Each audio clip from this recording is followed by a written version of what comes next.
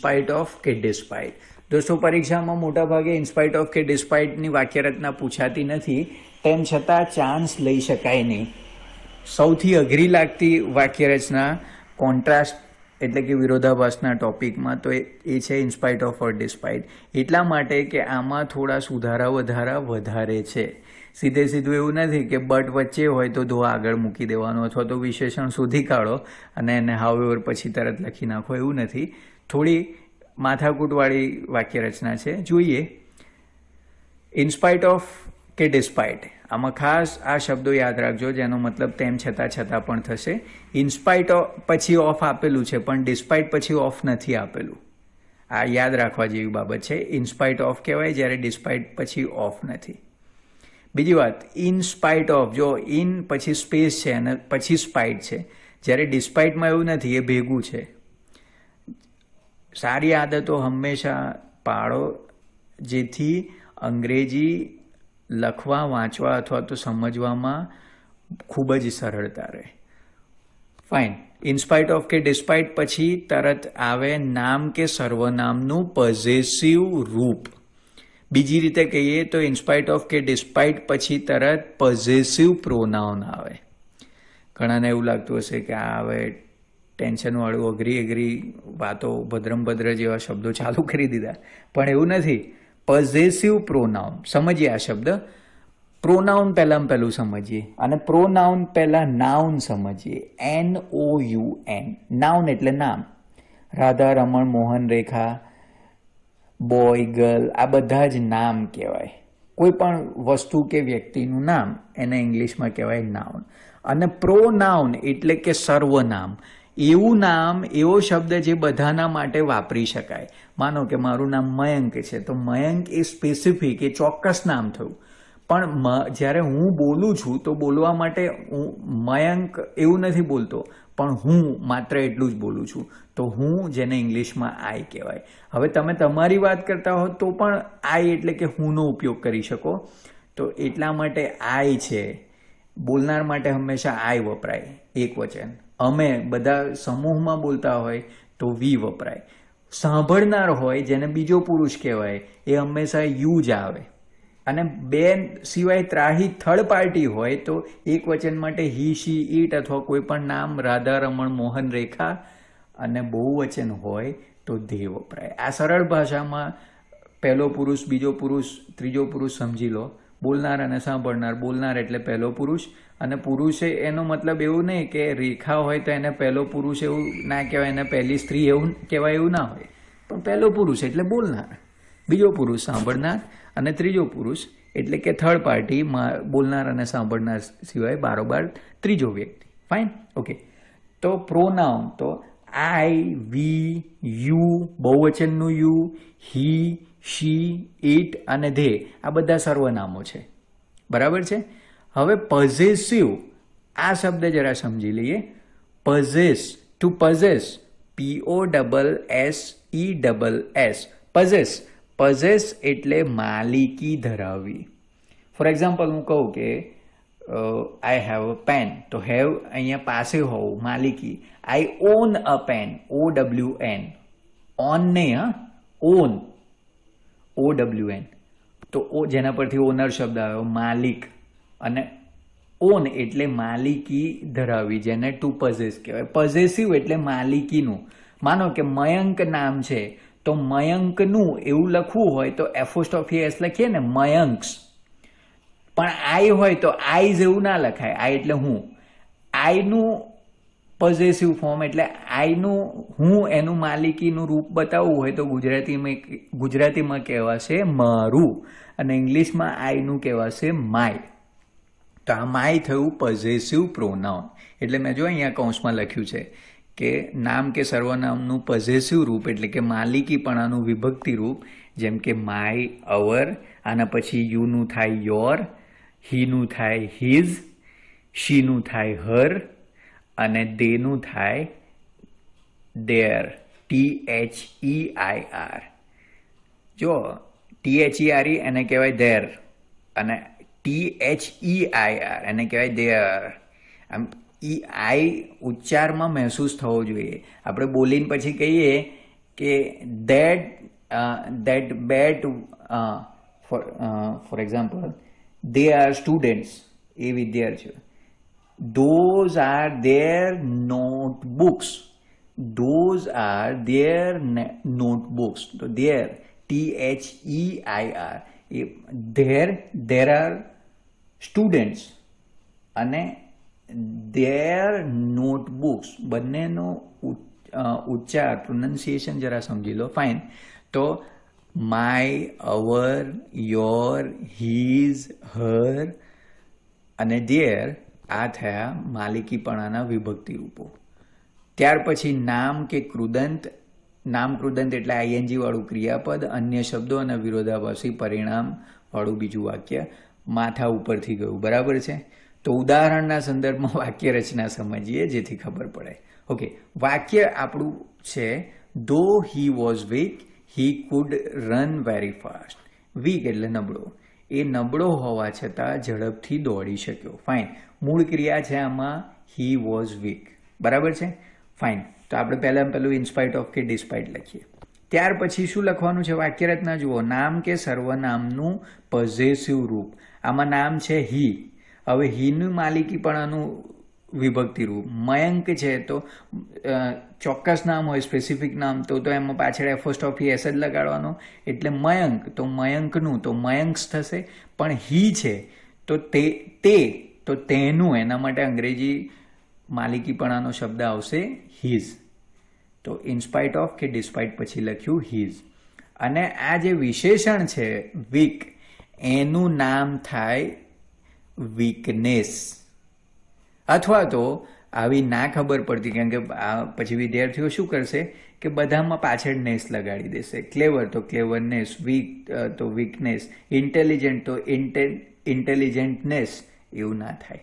ઘણા બધા અનિયમિત રૂપો છે કે જેમાં પાછળ માત્ર NESS લગાડવાથી નાઉન એટલે કે નામ થઈ જાય નહીં. તો એ સમજી લઈએ. એવા સંજોગોમાં જો વીકનું વીકનેસ એવું શ્યોર 100% ના હોય તો નામરૂપ ના લખતા નામકૃદંત લખવાનું, એટલે કે બીઈંગ અને આપેલો શબ્દ, એટલે વીકનેસને બદલે being weak. So in spite of his weakness he could run very fast. Okay, ફરીથી હવે વાક્ય રચના સમજીએ. જુઓ, ઇન સ્પાઇટ ઓફ પછી તરત નામ કે સર્વનામનું પોઝેસિવ રૂપ એટલે કે માલિકીપણાનું વિભક્તિ રૂપ જે છે હીઝ. અને પછી આવે નામ કે નામ કૃદંત, નાઉન અથવા તો આઈએનજી વાળું રૂપ. એટલે એ લખ્યું, નામ લખવું હોય તો વીકનેસ એને નાઉન એટલે કે નામ કહેવાશે. અને બીઈંગ વીક એટલે, હવે અહીંયા તમને એવું થશે કે સાહેબ તમે એમ કહો છો કે આઈએનજી વાળું ક્રિયાપદ, તો આમાં ક્રિયાપદ તો છે નહીં, તો આઈએનજી વાળું ક્રિયાપદ કઈ થયા? એટલે જ જુઓ, અહીંયા સકર્મક ક્રિયાપદ નથી. સકર્મક એટલે દોડવું, ખાવું, પીવું, જે કોઈ ક્રિયા દર્શાવે એને સકર્મક ક્રિયાપદ જે કહેવાય. ઇંગ્લિશમાં જેને એક્શન વર્બ કહેવાય. જ્યારે is, was, are, were, WERE, ઘણા એને વેર કહે છે પણ ઇટ્સ વર. તો આ બધા છે એ નોન એક્શન એટલે અકર્મક ક્રિયાપદ હોય. જ્યારે અકર્મક ક્રિયાપદ હોય મૂળ વાક્યમાં, મૂળ ક્રિયામાં, તો એ અકર્મક ક્રિયાપદ કાઢી અને બીઈંગ લખી દેવાનું. અને જો સકર્મક હોય તો એની પાછળ આઈએનજી લગાડી દેવાનું. એવું પણ ઉદાહરણ આગળ આવશે જેથી સમજ પડશે. ફાઇન. તો કાં તો વીકનેસ લખો કાં તો બીઈંગ વીક લખો. તો ઇન સ્પાઇટ ઓફ અથવા તો despite his weakness or being weak he could run very fast. Clear? જો ડિસ્પાઇટથી આપેલું છે એનું એ જ વાક્ય છે. ડિસ્પાઇટ પછી ઓફ ના આવે, ખાસ યાદ રાખવાનું. Despite his weakness or despite his being weak he could run very fast. તો આ ઇનસ્પાઇટ ઓફ ઓર ડિસ્પાઇટની વાક્ય રચના. બે વાત યાદ રાખો. ઇનસ્પાઇટ ઓફ કે ડિસ્પાઇટ પછી પોઝેસિવ પ્રોનાઉન એટલે કે માલિકીપણાનું વિભક્તિ રૂપ આવશે, જ્યારે એના પછી નામ અથવા તો નામકૃદંત. બીજી રીતે સમજીએ તો હીઝ એ પોઝેસિવ પ્રોનાઉન થયું અને ત્યાર પછી વીકનેસ અથવા તો બીઈંગ વીક. બીઈંગ વીક એ આઈએનજી વાળું અથવા તો નામકૃદંત કહેવાશે, જ્યારે વીકનેસ એ નામ કહેવાશે, ઇંગ્લિશમાં જેને નાઉન કહીએ. ઓકે, હવે વાક્યોની ચર્ચા કરીએ જેથી વધારે ફિટ થઈ જાય સ્ટ્રક્ચર મગજમાં. Rewrite the following sentences using in spite of or despite. પહેલું એના એ જ વાક્યો આપેલા છે જેથી સરળતાથી સમજી શકાય. She is intelligent but she can't get good mark. તો ઇન્ટેલિજન્ટ આમાં વિશેષણ છે અને શી ઇઝ ઇન્ટેલિજન્ટ આ મૂળ વાક્ય છે. શી નામ છે તો એનું પોઝેસિવ પ્રોનાઉન થશે હર. તો ડિસ્પાઇટ ઓર ઇનસ્પાઇટ ઓફ હર ઇન્ટેલિજન્ટનું નેસ નહીં થાય, ઇન્ટેલિજન્ટનેસ નહીં થાય. એટલે ના ખબર પડે તો બીઇંગ લગાડી દો. તો in spite of her being intelligent she can't get good marks. એ બુદ્ધિશાળી હોવા છતાં સારા માર્ક્સ મેળવી શકતી નથી. અને જો ઇન્ટેલિજન્ટ એવું ના ખબર પડતી હોય કે એનું ઇન્ટેલિજન્સ થાય તો બીઇંગ ઇન્ટેલિજન્ટ મેં કહ્યું, અને ખબર હોય તો ડિસ્પાઇટ હર ઇન્ટેલિજન્સ. આ ઇન્ટેલિજન્સ આ એનું નાઉન છે. ના ખબર પડે તો બીઇંગ અને આપેલો જે શબ્દ છે એ બીઇંગ ઇન્ટેલિજન્ટ. સો આઈધર બીઇંગ ઇન્ટેલિજન્ટ ઓર ઇન્ટેલિજન્સ. ઓકે, સેમ વે આગળ. તો આમાં કાઇન્ડ વિશેષણ છે. That gentleman is kind. એટલે એની જગ્યાએ આપણે એનું નામ બનાવવું પડશે. કાઇન્ડ વિશેષણનું નાઉન થશે કાઇન્ડનેસ. તો ઇનસ્પાઇટ ઓફ હિઝ કાઇન્ડનેસ. હવે આ જેન્ટલમેન છે એ સ્પેસિફિક નાઉન છે, ચોક્કસ નામ છે, જ્યારે હી એ સર્વનામ છે. તો આપણે સર્વનામનું પોઝેસિવ ફોર્મ ડિસ્પાઇટ કે ઇન્સ્પાઇટમાં શક્ય હોય ત્યાં સુધી વાપરીશું. એટલે જેન્ટલમેનની જગ્યાએ આપણે લખ્યું હી. એટલે he is kind but that gentleman is proud. આપણે આવું સમજીએ તો he is proud, he is kind, તો એમાં લખ્યું in spite of his kindness, અથવા તો in spite of his being kind, that gentleman is proud. બરાબર છે? બદલી નાખ્યું આપણે. ધેટ જેન્ટલમેન પાછળના વાક્યમાં વાપર્યું જેથી વાક્ય રચના સમજવામાં સરળતા રહે. Again, in spite of his kindness or being kind, that gentleman is proud. એવી જ રીતે નોટી આમાં વિશેષણ છે જેનું થશે બીઇંગ નોટી. નોટીનેસ એના કરતાં being naughty. So in spite of his being naughty, આમાં પણ બોય આપણે કાઢી નાખીએ છીએ. In spite of his being naughty, Hitesh is loved by all. એવી જ રીતે in spite of his dullness અથવા તો despite his being dull, Mohan got first class. આમાં ખાસ આ યાદ રાખજો, in spite of his dull લખ્યું પછી મોહન વોઝ લખવાની ભૂલ ના થાય. આમાં આવી ગયું આટલું આખું વાક્ય. આ વાક્યનો મતલબ અહીંયા આવી ગયો જ્યારે તમે લખો ડિસ્પાઇટ હિઝ ડલનેસ અથવા તો despite his being dull, Mohan got first class. Next one. હવે આ જો હું જે વાત કરતો હતો ક્રિયા વિશેષણની, ક્રિયાપદ પાછળ આઈએનજી લગાડવાની, એ વાક્ય આવ્યું. હવે અત્યાર સુધી આપણી પાસે ક્રિયાપદ હતું જ નહીં. આગળના જે અત્યાર સુધીના ઉદાહરણો આપણે ચર્ચા કર્યા અથવા તો એક્સરસાઇઝના વાક્યો જોયા એ બધામાં નોન એક્શન વર્બ એટલે અકર્મક ક્રિયાપદ હતું. કાં તો ઇઝ હતું કાં તો વોઝ હતું. જ્યારે આ વાક્ય જુઓ, લતા કેન સિંગ સ્વીટલી, તો આમાં સિંગ ક્રિયાપદ આપ્યું છે. એટલે આમાં સિંગિંગ સ્વીટલી એવું કરવાનું. એટલે આ રીતે ડિસ્પાઇટ અથવા તો ઇનસ્પાઇટ ઓફ હર સિંગિંગ સ્વીટલી. બરાબર છે? આમાં બીઇંગ સ્વીટલી કરવાની જરૂર નથી કેમ કે સિંગ ક્રિયાપદ છે એની પાછળ જ આઈએનજી લગાડી દો. તો in spite of her singing sweetly, Lata is ugly. ફરીથી, in spite of her singing sweetly, Lata is ugly. Clear? Next one. Yuvraj was tall but he could not catch the ball. So in spite of his tallness અથવા તો in spite of his being tall, Yuvraj could not catch the ball. બરાબર છે? ફરીથી in spite of કે despite પછી તરત possessive pronoun અને ત્યાર પછી ક્રિયાપદનું આઈએનજી વાળું રૂપ. અને જો સકર્મક ક્રિયાપદ એટલે કે એક્શન વર્બ ના હોય તો બીઇંગ અને જે શબ્દ આપ્યો હોય એનો એ. એટલે કે જો ટોલ આપેલું હોય તો બીઇંગ ટોલ એવું ના લખવું હોય તો ટોલનેસ. તો ટોલનેસ એનું નામ થયું. આ એના આન્સર છે જે તમે તમારી રીતે પણ ચેક કરી શકો છો. હવે મૂળ એક્સરસાઇઝ જે પરીક્ષામાં પૂછાય છે એ પ્રકારે complete the following sentences using language element in spite of or despite. In spite of કે ડિસ્પાઇટનો ઉપયોગ કરીને આ વાક્યો પૂરા કરવાના છે. પ્રેક્ટિસ માટે વિડીયો સ્ટોપ કરીને એન્સર્સ લખી નાખો. આપણે સીધા જ પરિણામ તરફ જઈશું, એટલે કે એન્સર્સ તરફ જઈશું. આગળનો પોર્શન ખાલી છે, લખ્યું હતું blank India lost the match. તો હવે એમાં ઇનસ્પાઇટ ઓફનો ઉપયોગ કર્યો છે. તો સચિન ઝડપથી રમ્યો તેમ છતાં મેચ ઇન્ડિયા હારી ગયું, અથવા તો ઇન્ડિયા મેચ હારી ગઈ.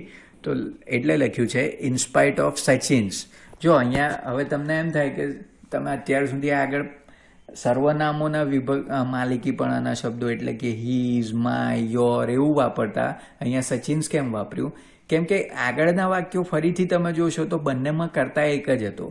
આવું હતું કે Mohan was dull, he got first class.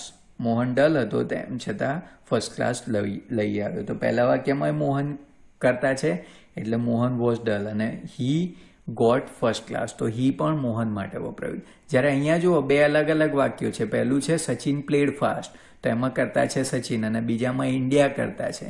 જ્યારે બંનેમાં કરતા અલગ હોય તો આગળના વાક્યના કરતા સાથે એપોસ્ટ્રોફી એસ લગાડી દો અને એને પોઝેસિવ ફોર્મ એને માલિકીપણાનું વિભક્તિ રૂપ સમજો.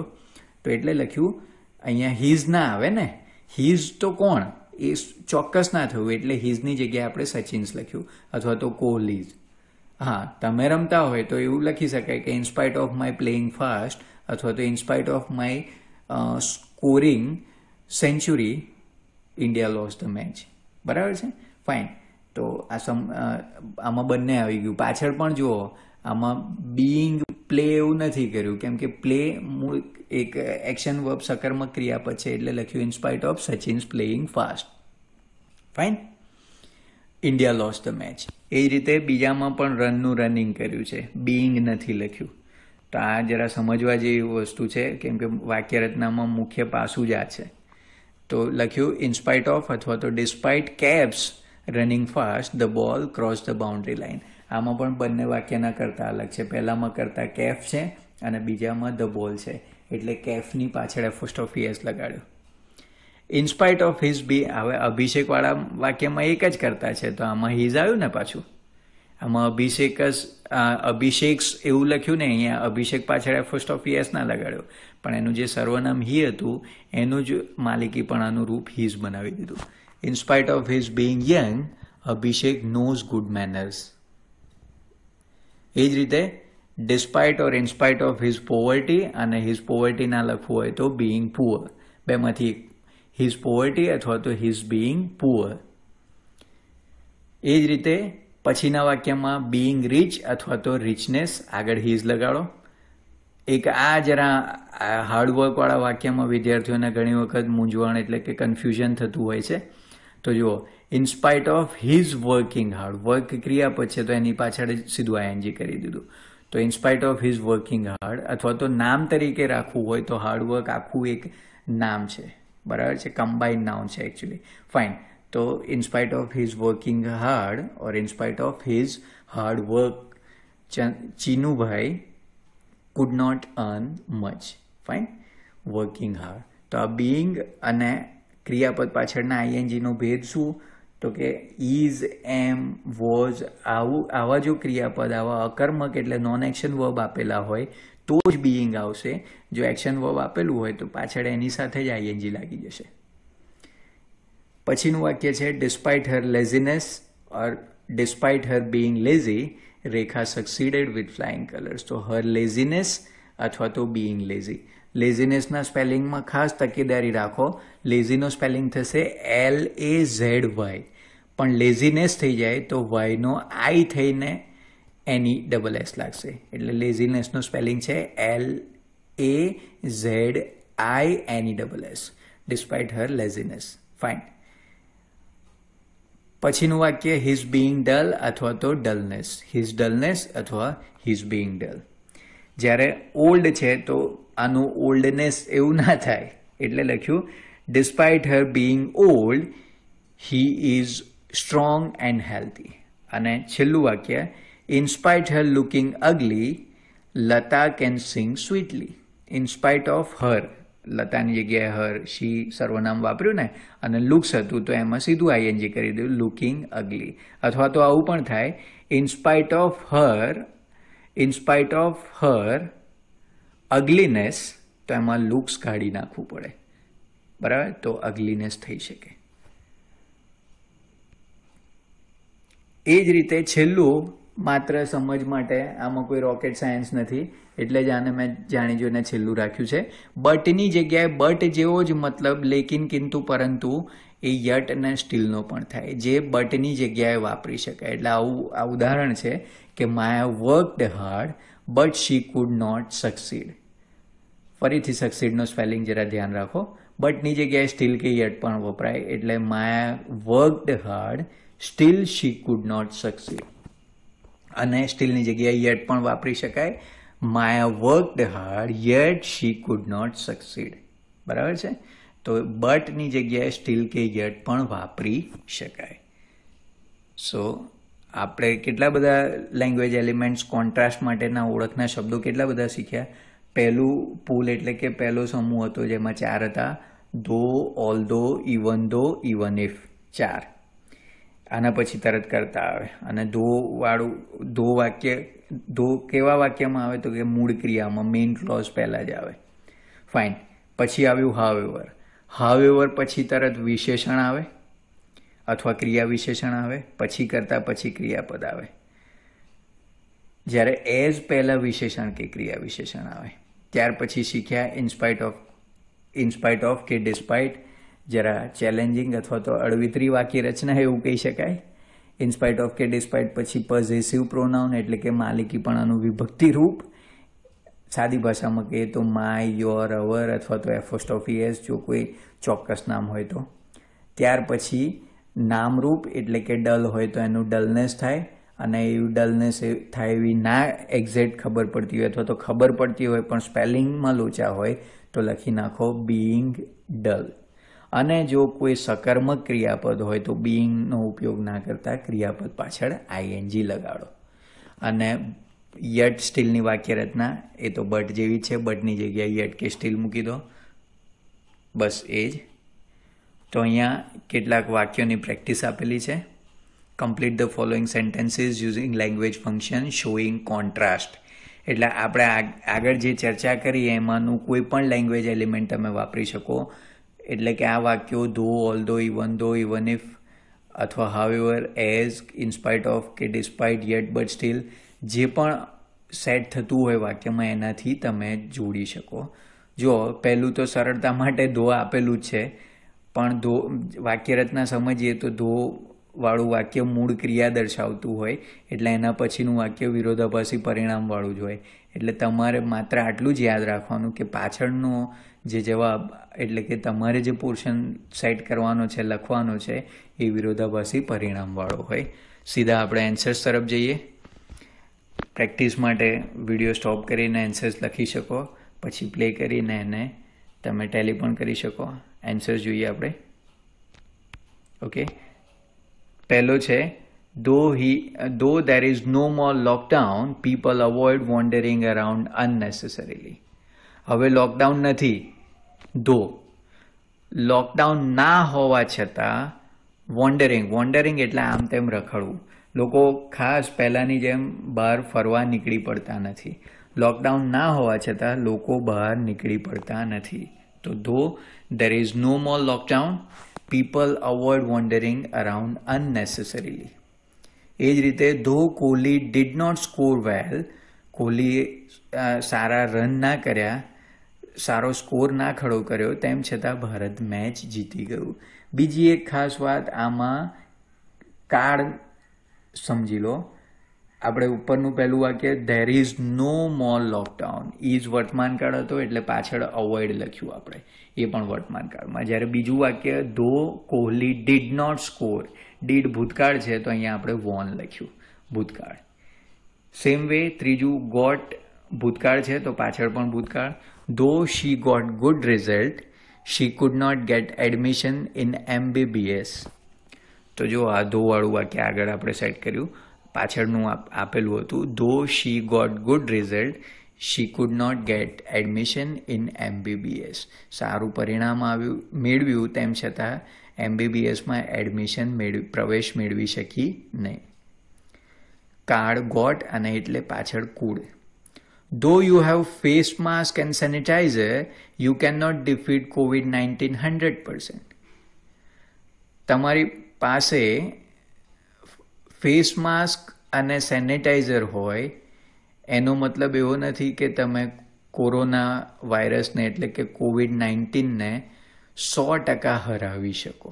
ધો તેમ છતાં તમારી પાસે માસ્ક અને સેનિટાઈઝર હોવા છતાં કોરોનાને તમે 100% હરાવી શકો નહીં. તેમ છતાં અથવા છતાં પણ. દોસ્તો, આ મૌલિક વાક્યોના જવાબ છે. તમારો જવાબ મેં લખ્યો છે એ જ આવો એવું જરૂરી નથી. માત્ર કાળ અને વાક્યનો મતલબ બદલાવો ના જોઈએ, બંનેમાં વિરોધાભાસ થવો જોઈએ અને જે વાક્ય આપેલું છે એના અનુસંધાનમાં એ કાળ મુજબનું તમારું વાક્ય હોવું જોઈએ. બસ આ જ યાદ રાખવાનું છે. અને ખાસ તો વાક્ય રચના ખરી કે ધો આવે તો ધોમાં કેવી વાક્ય રચના આવશે, હાવેવરનો ઉપયોગ કરો તો શું આવે એ. પણ પરીક્ષામાં જો કોઈ લેંગ્વેજ એલિમેન્ટ ના આપ્યું હોય ને કોન્ટ્રાસ્ટ યુઝ કરવાનો હોય તો શક્ય હોય ત્યાં સુધી ધોનો જ ઉપયોગ કરો, જેથી ભૂલ પડવાની સંભાવના બિલકુલ ઘટી જાય. ઓકે.